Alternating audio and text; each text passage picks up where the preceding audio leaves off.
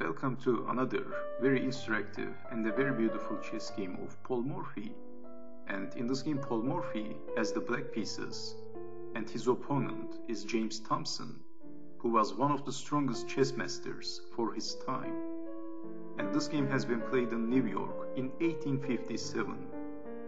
And James Thompson starts the game with playing e4, e5, knight to f3, knight to c6, bishop to c4, the Italian opening, bishop to c5, b4, Evans Gambit, bishop takes on b4, c3, bishop to a5, d4, e takes on d4, queen to b3, attacking on f7. Paul Morphy is defending with the queen, and then James Thompson castled. d6, e5, attacking the queen, d takes on e5, c takes on d4, e takes on d4, knight from b to d2, knight from g to e7, bishop to b2, and then Paul Morphy castled. Knight to e4, attacking the queen, queen to g6, bishop to d3, threatening some discovery attacks to the queen. So Paul Morphy simply plays bishop to f5, blocking the knight, but then knight to h4, forking the queen and the bishop.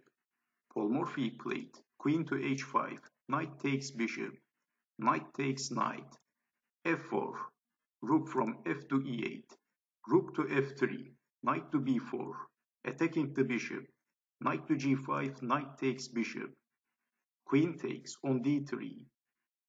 Paul Morphy played queen to g6, rook to h3, rook to e3, attacking the queen and the rook.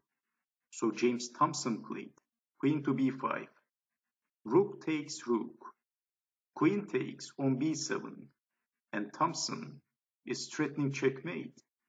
Queen takes rook, and that's checkmate. So Paul Morphy played rook to e8, knight takes on h3. Paul Morphy played bishop to b6, rook to f1, knight to e3, attacking the rook. But also Paul Morphy is not threatening checkmate because queen is defending with the diagonal, defending on g2, f5, attacking the queen, queen to g4, knight to f2, attacking the queen again. So there is no time for capturing the rook. But Paul Morphy played queen to e2, and Thompson played rook to b1, and it's black to move. Paul Morphy played a killer move, and after that move, James Thompson resigned. So what is the next move of Paul Morphy? Can you guess the winning move? What would you do if you had the black pieces?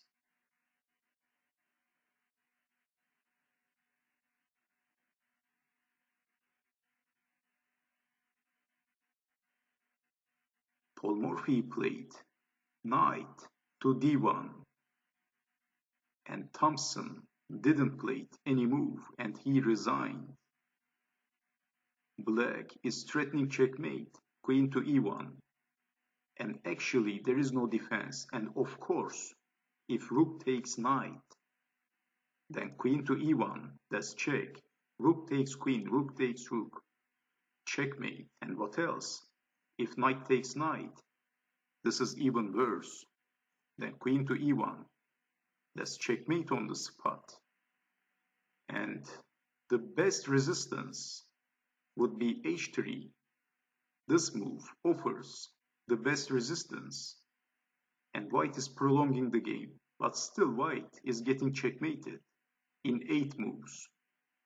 So queen takes on f2, check, king to h1, queen to f1, king to h2, queen to f4, and if king to g1 or king to h1, it doesn't matter. There is rook to e1, and that's checkmate again. That's why after Paul Morphy played this very beautiful move, knight to d1, James Thompson had enough at move 28.